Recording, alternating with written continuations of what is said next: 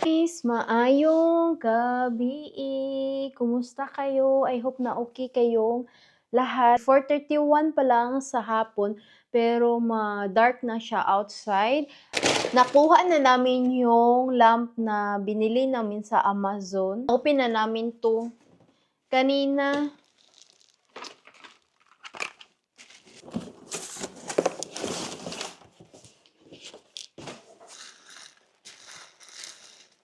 One.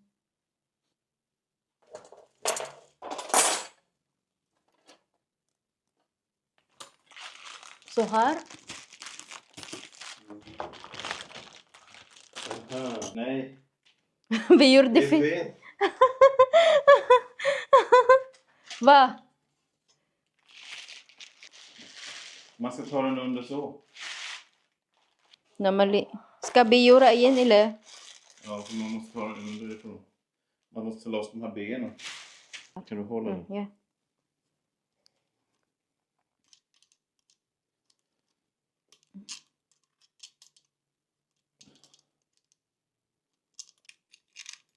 Så.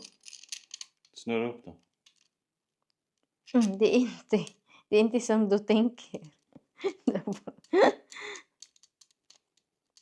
Här. Ja.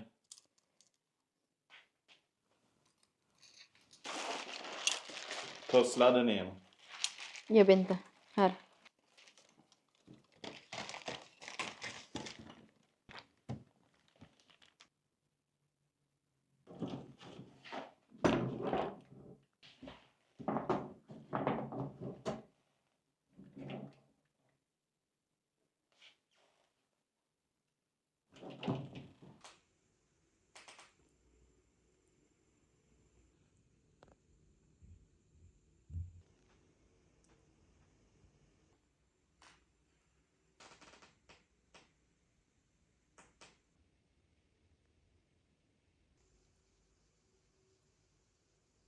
Ito yung nabili natin sa IKEA kanina. Bili tayo ng lagayan ng candles. Dito ko to siya ilagay para mas cozy yung ating sala. And then, nagbili din ako ng mga candles.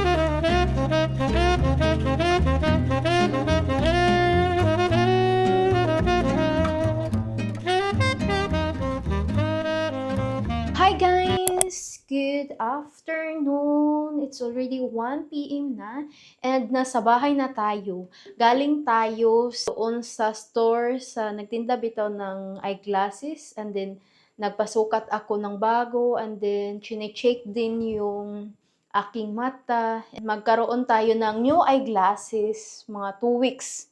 And then pumunta ako sa Bloomsterlandit na mag-isa. So doon lang si Habi nag-antay sa grocery store. Wala talaga akong binili na flowers kaya hindi ko nagustuhan yung natira. Pero happy pa rin na pumunta tayo sa Bloomsterlandit. Nakabili tayo ng bagong plant. Nilagay ko na siya sa bagong pot niya, and then bunot man to sa Bisaya. And nagustuhan ko yung datingan niya, may decoration siya, mas beautiful siya tingnan, hindi bitaw makita yung lupa. And then kunti lang yung nilagay ko, and ini-spread ko lang siya, okay na siya tingnan, mas maganda siya. And then lagyan din natin yung patid niya. Itong ating malaking plant dito, nabili ko to siya sa IKEA 2 weeks ago, and then same day din, binili ko to siya sa Bloomsterlandit, and then ito mga 4 days pa lang to sa atin, and nabili ko to siya sa grocery store sa Willis. And then today, ito yung nabili natin sa Bloomsterlandit. Lagyan natin to sila ng bunot bitaw ito. Hindi ko alam kung anong Tagalog dito.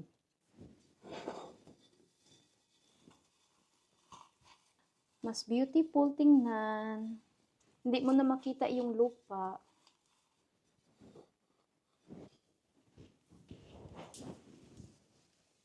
Hi, my love.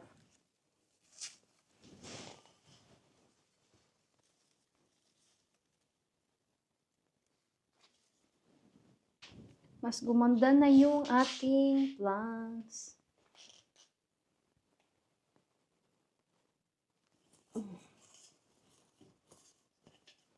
Mag-update lang ako sa inyo guys kung bakit ako hindi nakapag-upload ng mga ilang days na, dahil last week nag-start na ako mag-training, like OJT siya, and matapos tayo November 22, wala tayong pasok and hindi tayo pupunta doon sa school, pero may dalawa akong assignments. Kailangan kong sagutin yung mga tanong ng mga teacher, kung ano yung mga na-training, ano yung mga na-obserbahan ko, ganun, and more questions pa.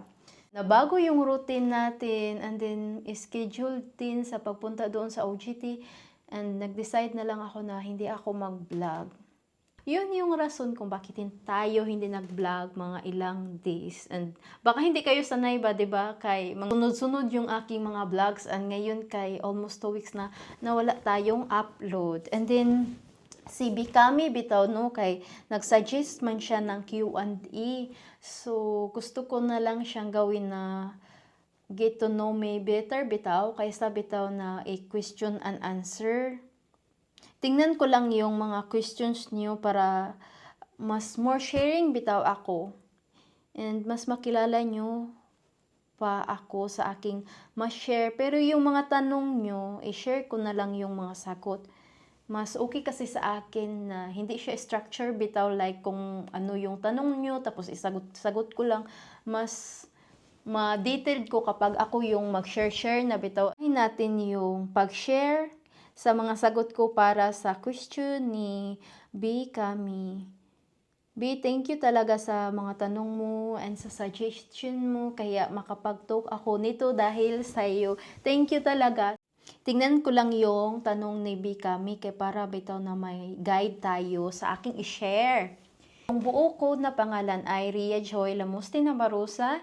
And then yung nickname ko, Joy. Kadalasan talaga sa mga tao, kakilala, or close friends ko, Joy yung pangalan ko, hindi ginagamit yung Ria. And dito talaga sa, I think, lahat ng mga tao, nakakilala ko dito sa Sweden, Joy, and then sa Pinas din.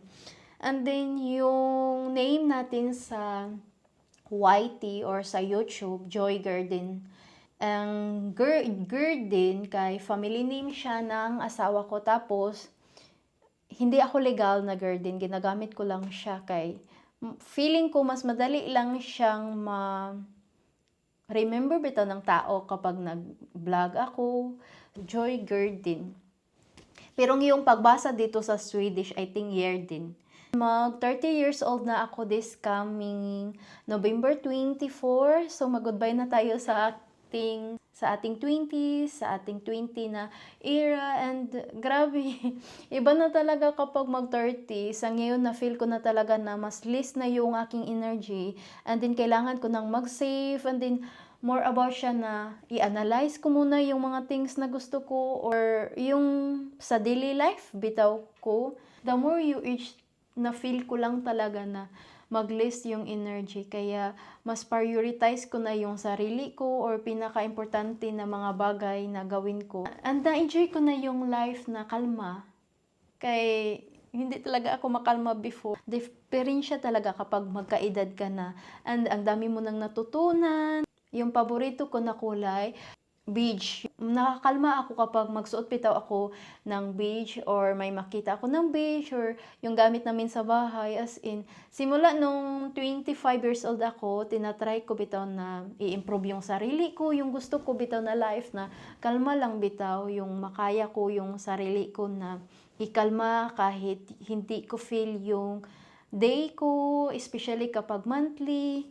Ganun talaga yun sa mga babae, di ba? May monthly tayo, kaya yung hormones iba talaga. And gusto ko bitaw na ma-handle ko with care. Hindi agad-agad mag-release sa feelings na galit, ganun ba? Kaya mag-isip muna, being matured.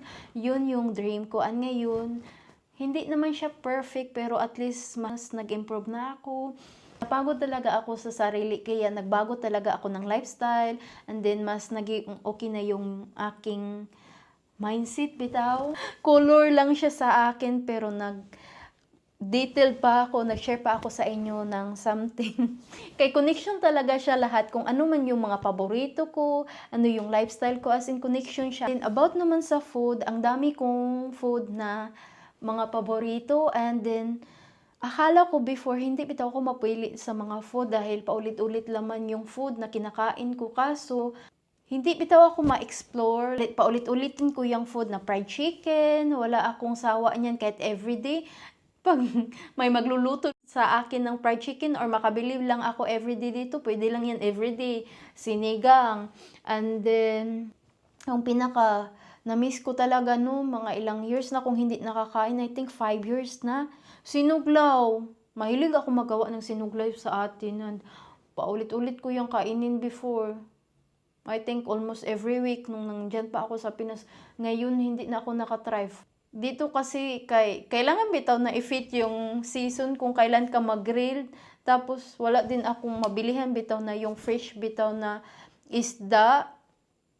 Pag grilled mo, kailangan mong i-fit sa weather. Ngayon, wala mang magsugba-sugba outside. Kapag ganitong weather dito sa autumn na weather, wala. Or sa winter, kadalasan na maamoy-amoy ko lang yung mga kapitbahay namin kapag ting summer. Ganito dito, dapat yung makipag-fit bitaw ka sa mga season, kung ano yung gagawin mo. Hindi same sa atin na kung ano yung gusto natin, magawa natin agad-agad, hindi tayo mag-antay sa season. And then sa flowers naman, wala akong think na paborito ko dahil gusto ko talaga na magkaroon ng flowers. Depende din siya sa seasons na magbili bitaw ako. Ngayon kay yung flowers ngayon more orange siya, bumibili din ako ng orange. And then kung wala na talagang choice, yung roses lagi man siya kahit anong season, meron man yung roses na pula, puti. And then kapag sa spring naman no, kayo may mga tulips, and then sa summer sunflower. So, paiba-iba din. Every seasons yung mga flowers. So, nagustuhan ko talaga kay yung feeling talaga sa bahay pag may flowers. Iba yung feeling ko. And then, nag-start din ako na bumili bitaw ng flowers nung 25 years old ako. Yung nag-change ako sa aking lifestyle pa unti-unti. And then, hanggang ngayon, nasanay na talaga ako. Pero before talaga, no, hindi ako bumibili ng flowers para sa self ko. Nawerduhan talaga ako. And sa Pinas, never kong binilhan yung sarili ko. Bumili ako sa aking mama, pag birthday niya, or Valentine's. Pero para sa aking sarili, hindi ako nakatry nung sa Pinas na ako. Nung nag-change ako ng lifestyle, isa siya sa tips na bigyan mo yung sarili mo ng flowers, iba daw yung feelings, and hindi talaga ako naniwala before na naka-help siya din sa mental health mo, kay self-love siya, like tinitik good care mo yung sarili mo, yung self-care ay act siya sa self-love. So, tinatry ko. Yung una kay hindi siya comfortable kasi kailangan mong papaniwalain yung sarili mo. Hindi ka man sanay sa feelings na yun. Awkward feelings man kay hindi mo ginagawa. Tapos after bitaw mga ilang weeks and then ilang months and then naging routine mo, naging lifestyle mo, and ngayon hindi na ako sanay na walang flowers sa bahay. Ngayon mga isang week na nga walang flowers dito sa bahay. Parang may something na kulang. About naman sa seasons, yung paborito ko kay spring na season. Gusto ko siya dahil ang daming flowers, especially kapag pupunta ka sa city, ang daming tulips everywhere and then sobrang colorful. Pag pupunta ka din doon sa park, paiba-iba yung mga flowers and then grabe ka. Ganda tingnan and especially sa Stockholm, may cherry blossom. So naging routine na namin ni Habi kapag April, doon kami kay ang cherry blossom. Sobrang ganda. Paborito kong city dito sa Sweden, Stockholm, dahil yung vibes bitaw niya, pagtingin ko sa taas bitaw, ang dami kong maisip, yung vintage na vibes, paano kaya to na-build yung mga buildings na to, mga ilang years, yung magtingin-tingin bitaw ako, iba yung vibe na nabibigay sa akin sa Stockholm. And then kapag sobra talaga akong stress, pumunta kami doon sa Stockholm or gusto ko lang na ma-relax bitaw, kahit siya big city, na enjoy ko talaga siya as in wala akong paki kung ano mas traffic siya na-enjoy ko talaga, especially din doon sa Old Town bitaw sa Stockholm. Sobrang ganda talaga. And then na-enjoy ko din yung pagsakay-sakay ng mga train sa tunnel na train and then sa taas na train and then boat. Tapos, kapag gabi talaga, sobra talagang romantic. Yun yung feelings ko kapag nandoon ako sa Stockholm. And then, sobra siyang perfect para sa akin pag spring na time. Nanirahan ako dito sa Sweden. 6 years ako noong August. Dumating ako dito August 2018. And di talaga madali. Grabe, ang hirap. Yung autumn na bitaw, and then ang lamig, and then wala pa ako mga magandang gamit. I mean na magagandang gamit, yung good talaga na gamit bitaw para hindi ka lamigin. Mangapa ka talaga ba kung ano yung gagawin mo, and then fit ba to na suot, or yung kulay mo na suot, fit ba to sa season, yung ganun ba. Tapos na-stress lang ako sa konti na yun, tapos di ko ma-feel yung katawan ko kung ano bitaw yung i-react ko, like na-stress ako sa kunting bagay, tapos first na winter ko na-depress ako. Ay, ang hirap talaga, and then wala pa akong ginagawa gaano, tapos kinikilala ko din yung sarili ko, tapos bago pa ako kasal ng asawa ko, and then new place, new country, new culture, everything bitaw new. Nahirapan talaga ako sa simula hanggang nasanay na ako, and alam ko na bitaw i-handle yung sarili ko kapag ganito yung weather. Yung pinaka last ko na pag-uwi sa Pinas, 2019. So 5 years na akong hindi nakauwi sa Pinas. Pero simula bitaw nung Swedish na bitaw citizen ako, doon ako sa US travel. Dalawa man ako doong sisters. So, nang doon ako December 2021 hanggang February or March 2022. And then, nung last year din sa summer, kasama ko si Habi, 1 month kami nang doon. Nang doon man yung mama ko sa US. Nung October, umuwi na yung mama ko, and 2 years bitaw siyang nagstay doon sa US. I'm not sure kung babalik yung mama ko sa US. Depende siguro sa kanya. Pwede pa naman siyang makabalik sa US kung gusto niya. And nagplano din ako na uuwi ako sa Pinas. Namimiss ko kasi yung mga food, yung tao, yung pakibanding mo, yung family ko. Gusto kong magbanding naman ba ulit. Tapos makakain ko yung gusto kong kainin, mga fruits, mga fresh bitaw na mga fruits. Iba kasi dito na magbili-bili bitaw ka, mag-grocery. Iba talaga sa atin, nakakamiss. And then, di ba, pag magbili tayo ng fish, yung may tindahan talaga na fish lang buo, tapos yung mga mga kamote, yung ganun na feeling ba, nagpili-pili ka lang bitaw. About naman sa pag-process namin sa papers namin ng asawa ko, sa immigration, ano ko ba to siya ikwento? About sa amin din sa pag-process sa kasal. Nung pumunta si Habi, 2016 to 2017 sa Pinas, 4 times siya pabalik-balik, tapos hindi na siya bumalik hanggang ngayon. So ako na yung bumabalik na gamit visit visa, and then tries kong ginagawa. Yung pinaka-last ko na visit, na gamit ko yung visit visa, nagpakasal na kami ni Habi. So wala kaming problema sa immigration. Then yung sa pag-process naman sa pagpakasal, wala din kaming problema, hindi kami stress dahil hindi kami napakasal ni Habi dito sa Orebrod kung saan kami nanirahan ngayon. And yung nag-process bitaw ng mga papers kay yung mama niya, mas marami man yung kakilala yung mama niya, and then maliit lang yung town bitaw nila kung saan sila nanirahan ngayon. So doon kami napakasal ng asawa ko. About naman sa baby, nag-talk naman kami ng asawa ko. Alam niyo na, before ako, hindi talaga ako mahihiya, yun yung ugali ko. Relasyon kami ni Habi 2016, and then nag-propose siya 1 month lang sa relasyon namin, and then nag-talk talaga kami, pero hindi siya like planado talaga na magka-baby sa year na yun. So, nung 2017, nang pakasal na kami, nag-talk na naman kami, pero hindi talaga na plano bitaw na, uy, dapat dito talaga na year, magkaroon na tayo ng baby. So, 2018, nanirahan na ako dito, yung pwede na talaga magstay. And then, after 3 months, nag-aral naman ako, tapos, plano na siya na magka-baby, tapos, hindi talaga ako na pregnant. Stress ako, kaysa yung sa language talaga, grabe kahirap. So, antay-antay lang kami, until 2022, summer or springtime, nag-baby na talaga kami. Nag-try talaga kami mag-IVF para mag-pregnant.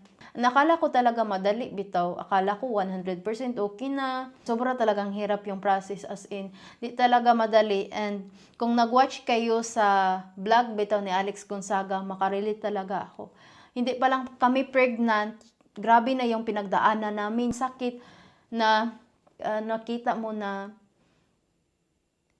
negative. Masasaktan ka talaga. As in, hindi madali ang process.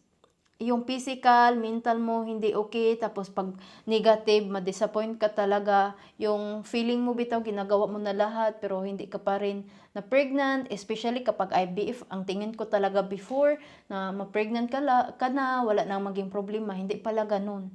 So, hindi pa time namin. And it takes time na ma-accept mo siya, and gusto mo naman, dahil sa akin talaga, yung experience ko, di madali yung IVF. Kaya naman siya na gawin na naman ulit, pero gusto ko muna na matapos ko yung aking mga naaral na ngayon. Mas stable, may work muna ako. And then gusto namin ng asawa ko na before ako mag-35, sana magkaroon na kami. I hope nag-enjoy kayo nito. I love you so much, guys. Bye-bye.